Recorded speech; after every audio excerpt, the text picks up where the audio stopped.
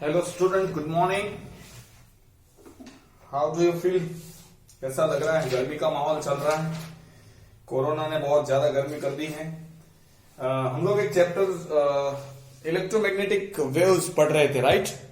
तो उसके तहत हम लोग बहुत आगे पहुंच चुके हैं। Last point I think so remaining. उसमें हम लोगों ने कल बहुत ज्यादा पढ़ लिया है। Infrared radiations, the spectrum we get about the red के ऊपर जो स्पेक्ट्रम मिलता है, जो हमको हमारी आंखों को सेंसेशन नहीं प्रोड्यूस कर सकता, ठीक है? That is infrared radiation. उसके प्रॉपर्टीज हम लोगों ने पढ़ी, यूजेस पढ़ा, यूवी रेज के बारे में भी पढ़ा, अल्ट्रावायलेट रेज जो वायलेट के बियॉन्ड मिलता है, ठीक है? उसकी भी प्रॉपर्टीज और बहुत सारी यूजेस पढ़े। नाउ लाइट को हम लोग इलेक्ट्रोमैग्नेटिक वेव्स कंसीडर करके हम लोग पढ़ेंगे। तो यहां पे दिया है, according to the electromagnetic theory, when radiations whether visible और इनविजिबल, जब स्पीड ट्रैवल करती है स्पेस में, it consist two vectors, one magnitude magnetic and the other is electric. तो दो तरह के उसमें वेक्टर्स देखने को मिलेंगे, इलेक्ट्रिकल एंड मैग्नेटिक। तो दो तरीके का उसका कंपोनेंट्स कहलाएंगे। The two being mutual at right angle to each other in a plane perpendicular to the direction of propagation of the radiation, energy traveling with a velocity about 3 into 10⁸। आपको ये चीज याद रखनी है। तो लाइट में दो वेक्टर्स होते हैं। वेक्टर्स कौन कौन से हैं? एक वेक्टर्स है वो है मैग्नेटिक, और दूसरा है वो है I think so it is electric, ठीक है? सो दो तरीके के वेक्टर्स हैं इलेक्ट्रिक। ये परपेंडिकुलर, फॉर एग्जांपल ये लाइट जा रही है तो ये 90 पे ये होगा और ये 90 पे ए होगा। ये दोनों एक दूसरे पे 90 और तीनों एक दूसरे को 90 होता है। 3D पिक्चर शायद आपने ऐसा देखा होगा। ये इससे 90 है, मतलब ये जो एक दूसरे से तीनों 90 पे रहते हैं। अगर ये डायरेक्शन है प्रोपोगेशन ऑफ वेव्स का, तो ये डायरेक्शन होगा इलेक्ट्रिक का और ये होगा मैग्नेटिक वेक्टर का डायरेक्शन, ठीक है? स्पीड भी आपको पता है कितनी होती है, 3 into 10⁸ मीटर पर सेकेंड, ठीक है? वैक्यूम की है, नियर एयर में भी इतनी ही स्पीड होती है लाइट की, इससे कम ज्यादा होती। Light waves according to this theory are electromagnetic waves. तो ये थियरी के हिसाब से लाइट क्या है? Electromagnetic radiations. Next is light are transverse electromagnetic waves. तो दो टाइप की होती है waves, transverse and longitudinals, right? देखो बहुत वो इसके बाद में समझाने वाला हूं ट्रांसवर्स क्या है और लॉन्जिट्यूडनल्स क्या है। यहां पे मैं समझा रहा हूं ट्रांसवर्स, ठीक है?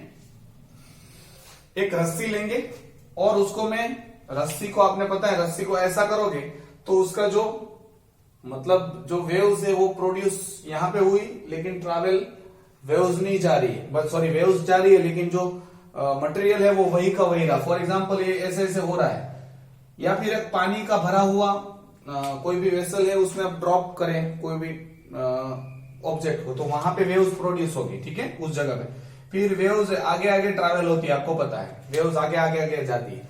पानी तो वही के हैं लेकिन वेव्स आगे बढ़ती है। सो यहां पे देखो वेव्स होता क्या है एक्चुअल में, मैं वेव्स बोलूं ना तो waves are nothing but the movement of particles, ठीक है? तो ट्रांसवर्स एंड लॉन्जिट्यूडनल दो टाइप की वेव्स होती हैं। ट्रांसवर्स वेव्स ऐसी होती है कि इसका एग्जांपल मैं लूंगा, ये वेव्स कैसे जा रही है, उसका डायरेक्शन क्या है। आपने रस्सी को ऐसा किया तो आपको पता चलेगा ना, रस्सी ऐसे ऐसे जाएगी आगे, तो डायरेक्शन ये हुआ, ठीक है? लेकिन जो ये पार्टिकल है, मतलब जो रस्सी जिससे बनी हुई वो पार्टिकल कैसे मूव कर रहे हैं? ऐसे, क्योंकि ये पार्टिकल है यहां पे नहीं जा रहा है, ये सिर्फ यहां पे हिल रहा है, ये यहां पे हिलेगा, ये यहां पे, तो इस तरह से हिलते हिलते वेव्स आगे प्रोपोगेट होगी। तो particle propagate perpendicular to the propagation of waves. Waves की जो डायरेक्शन है उसके परपेंडिकुलर पे पार्टिकल वहां पे ही ऑसिलेट करते हैं, टू एंड फ्रो मोशन करते हैं। ऐसी वेव्स को हम लोग ट्रांसवर्स वेव्स बोलते हैं। दूसरी वेव्स में बताता हूं, साउंड वेव्स है ना वो लॉन्जिट्यूडनल है। क्यों? देखो ये आपने स्पीकर देखा होगा, स्पीकर का आगे का पार्ट होता है ये, ठीक है। स्पीकर का आगे का पार्ट क्या होगा, जब बजता है आपने देखा होगा स्पीकर ऐसे ऐसे हिलता है, तो ये वाले जो यहाँ पे एयर पार्टिकल है, ये जो सब जगह पे एयर पार्टिकल है आगे आगे जितना भी है, अब ये क्या होगा, ऐसे आगे जाएगा, तो ये वाले जो पार्टिकल है वो सारे के सारे आगे आ गए, मतलब यहां पे बहुत ज्यादा पार्टिकल हो गए, ठीक है। अब ये पार्टिकल क्या करेंगे, इसको बाजू वाले को धक्का देंगे, तो यहां पे बहुत सारे हो जाते हैं, तो आपको एक बैंड देखने को मिलेगा, एक बहुत जहां पे पार्टिकल कम है ऐसा और बहुत ज्यादा है वैसा, ठीक है। तो देखो पार्टिकल कैसे मूव हो रहे हैं, ये आगे बढ़ेगा तो ये पार्टिकल आगे गए, ये वापस पीछे तो आने वाला है, तो पीछे आएगा तो पार्टिकल उसके साथ आए, और साउंड कैसे जा रही है ऐसे, ठीक है। तो पार्टिकल कैसे मूव हो रहे हैं, ऐसे और ऐसे। When any particle, oscillating particle, vibrating particle moves along parallel to the propagation of waves, that is known as longitudinal waves, उसको हम लोग longitudinal waves बोलते हैं, ठीक है।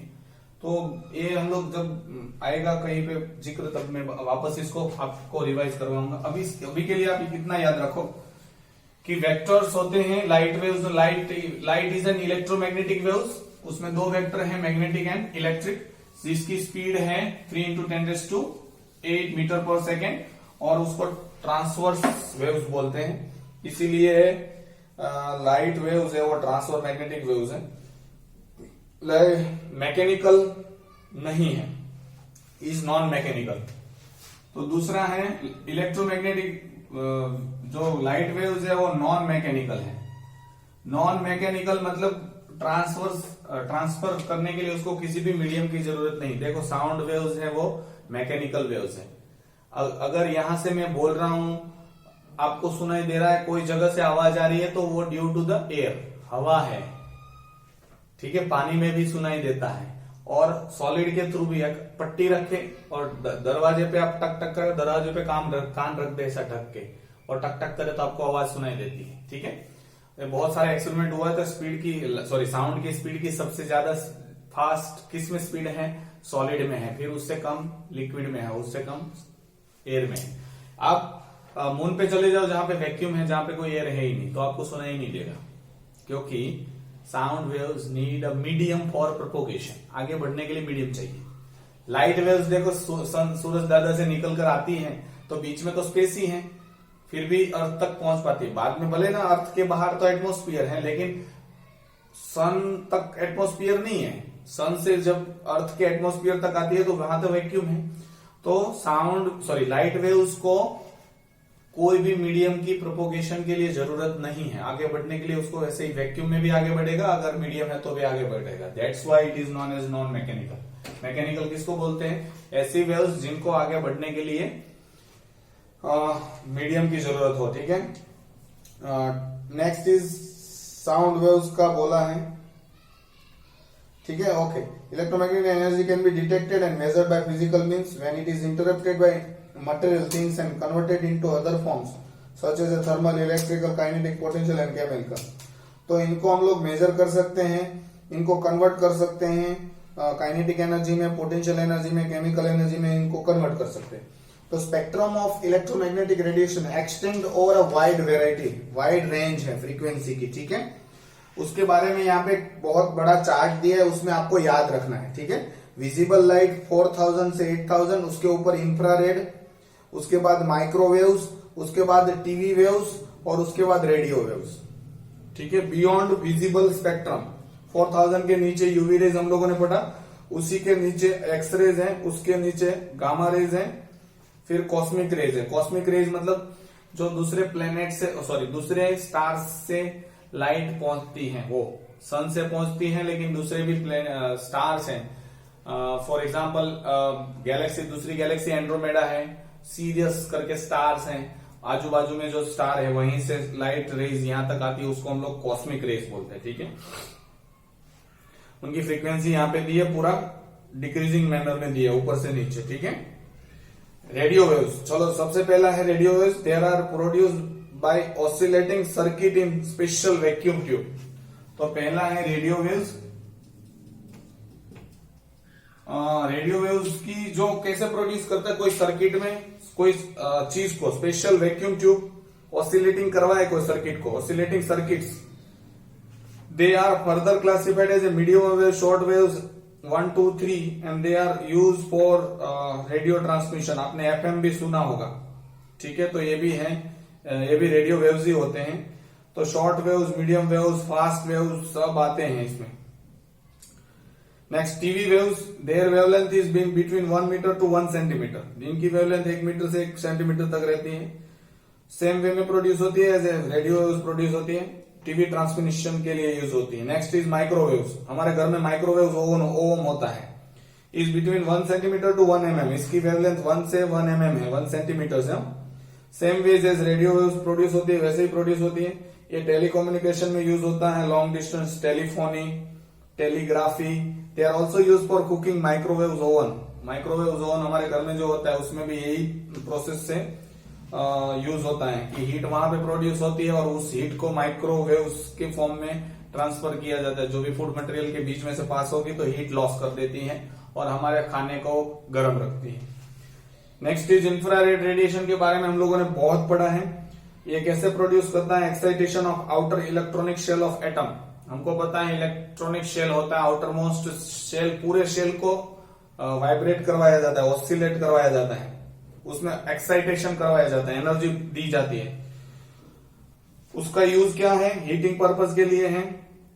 Missile, heat guide missile system मैंने कल हम लोगों ने किया था, और इंफ्रारेड फोटोग्राफी के बारे में भी हम लोगों ने डिस्कस किया था। Next is visible radiation, they are produce by, they are also produce by the excitation of outer, ये भी आउटर मोस्ट इलेक्ट्रॉन को, शेल को वेरी हाई ऑर्डर पे उनको जब एक्साइट करेंगे तो ये विजिबल रेडिएशन प्रोड्यूस करते हैं। ये क्या काम आते हैं, help us to see things around us. हमारे आजू बाजू में जो जो चीजें हैं दिखाई क्यों देती है, उस पर लाइट, विजिबल लाइट स्पेक्ट्रम हमारे आंख में आती है तब रिफ्लेक्ट होके।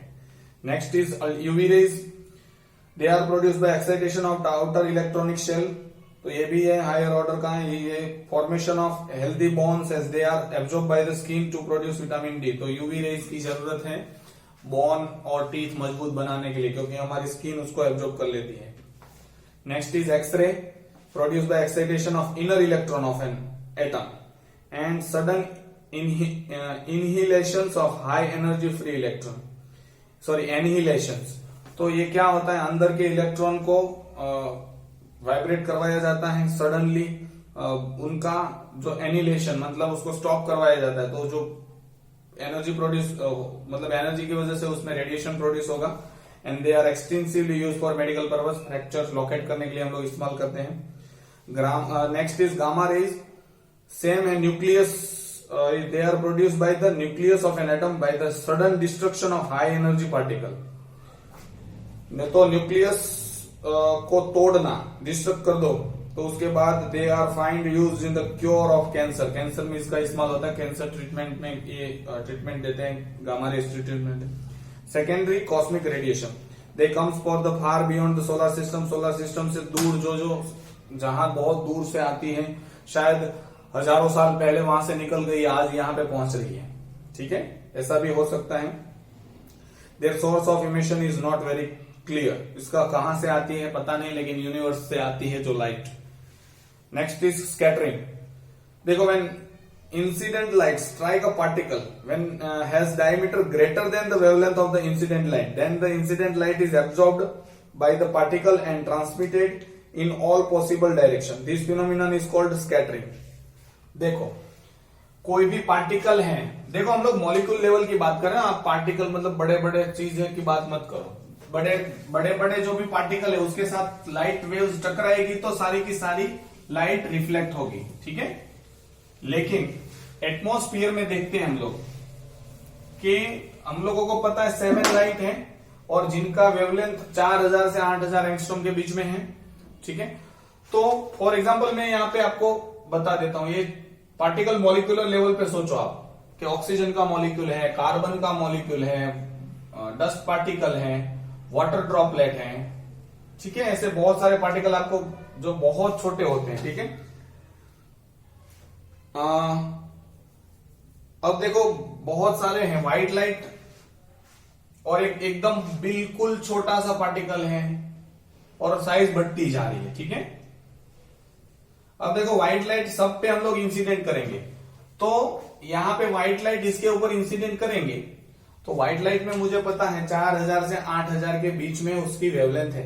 ये 4000 एंगस्ट्रॉम से भी छोटा है। तो क्या करेगी, सातों सात लाइट की जो वेव्स है, मतलब वो वेव्स के फॉर्म में आ रही है लाइट, वो इसके ऊपर जंप लगा के चली जा रही है, इसके साथ टकरा नहीं रही है, ठीक है। टकराती एक भी वेवलेंथ अगर मैच हो, फॉर एग्जाम्पल एक इतना खड्डा है और आपको बोला कूद जाओ, तो आप कूद जाएंगे। थोड़ा और कर दिया तो कूद जाओगे, और कर दिया अब आपकी कैपेसिटी नहीं, आप खड्डे में जाओगे, ठीक है। सेम थिंग, छोटा सा पार्टिकल है, सारी वेवलेंथ इससे बड़ी है, मतलब वो सब ऊपर से चली जाती है, नो इंसिडेंट। अब यहां पे भी वेव्स डाली, लेकिन ऐसी वेव्स जिनकी वेवलेंथ मैच हो रही है वायोलेट के साथ, तो वायोलेट सिर्फ वायोलेट स्कैटर होगा सात में से, बाकी सारे इसके ऊपर से चले जाएंगे, ठीक है। सेम थिंग नेक्स्ट, ये बड़ी है तो वायोलेट भी होगा और इंडिगो दोनों स्कैटर हो रहा है, बाकी सारी चली जाएगी। अब यहां पे आ रहा है वीप की ओर, याद रखना है, तो ब्लू वायोलेट इंडिगो ब्लू तीन यहां से जो सात में से तीन स्कैटर हो जाएंगे, बाकी सब चली जाएंगी। ऐसे ऐसे करते करते लास्ट में रेड इतना बड़ा पार्टिकल है जो रेड का लाइट भी स्कैटर कर सकता है, ठीक है। उसके साथ अगर लाइट टकराएगी तो रेड भी, इसीलिए रेड डेंजर साइन में इस्तेमाल होता है, क्योंकि बड़े बड़े पार्टिकल होते तो भी स्कैटर नहीं होती। तो स्काई में कोई कलर नहीं है, ब्लू क्यों दिखाई देता है, क्योंकि ज्यादातर जो पार्टिकल एयर में प्रेजेंट है they are matching wavelength of blue, blue की साथ मैच हो रहा है, ठीक है। सुबह में और शाम को ड्यूरिंग सनराइज एंड सनसेट क्यों रेड और ऑरेंज अपीयर होता है, क्योंकि ज्यादातर लाइट है वो स्कैटर होती है। क्यों होती है उसका रीजन मैं अभी आपको बता रहा हूं, ठीक है। फॉर एग्जाम्पल ये अर्थ है, ठीक है, और ये उसका एटमॉस्फेयर है, और आप यहां पे खड़े हैं टुंडी लेके, देखो दोपहर का वक्त है तो सन यहां पे होगा और उसको ट्रैवल कितना करना पड़ेगा डिस्टेंस यहां से यहां, सिर्फ आप ध्यान देना, ये बहुत छोटी सी चीज है इतना। अब देखो सन राइज हो रहा है, मतलब हॉरिजॉन तो यहां पे ही था, अब देखो अब उसको कितना डिस्टेंस ट्रैवल करना है, ये तो वैक्यूम में है, अब एटमॉस्फेयर में कितना करना है, इतना, आप देख लीजिए इतना ज्यादा है, इतना ज्यादा मतलब 10,000 किलोमीटर है। आपको बोले बोर्ड में छोटा दिखाई देता क्योंकि अर्थ की रेडियस के बरोबर है, देखो ये अर्थ की रेडियस है, अर्थ की रेडियस 10,000 किलोमीटर के आसपास है, ठीक है। सॉरी बहुत ज्यादा है, लेकिन मैं तो 10,000 बोल रहा हूं, ठीक है। 10,000 तो कुछ सर्कमफ्रेंस का कुछ ऐसा है, ठीक है। तो ज्यादा लाइट अगर एटमॉस्फेयर में ट्रैवल करेगी तो क्या होगा, ज्यादा एयर मॉलिक्यूल्स होंगे, क्योंकि अर्थ के नजदीक बहुत हैवी मॉलिक्यूल होते हैं, वाटर मॉलिक्यूल होते हैं, डस्ट पार्टिकल होते हैं, तो ज्यादातर लाइट स्कैटर कर देते हैं।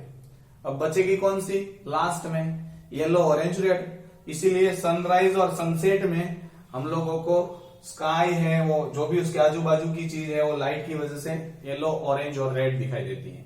दोपहर में उसको कम ट्रैवल करना पड़ता है, ठीक है, इतना ही ट्रैवल करना पड़ेगा, तो कम ट्रैवल करेगा तो कम स्कैटरिंग होगा ना, जितना ज्यादा ट्रैवल करोगे उतना ज्यादा स्कैटर होता है, क्योंकि बीच में पार्टिकल मिलेंगे, उसको बातचीत होगी उसके साथ।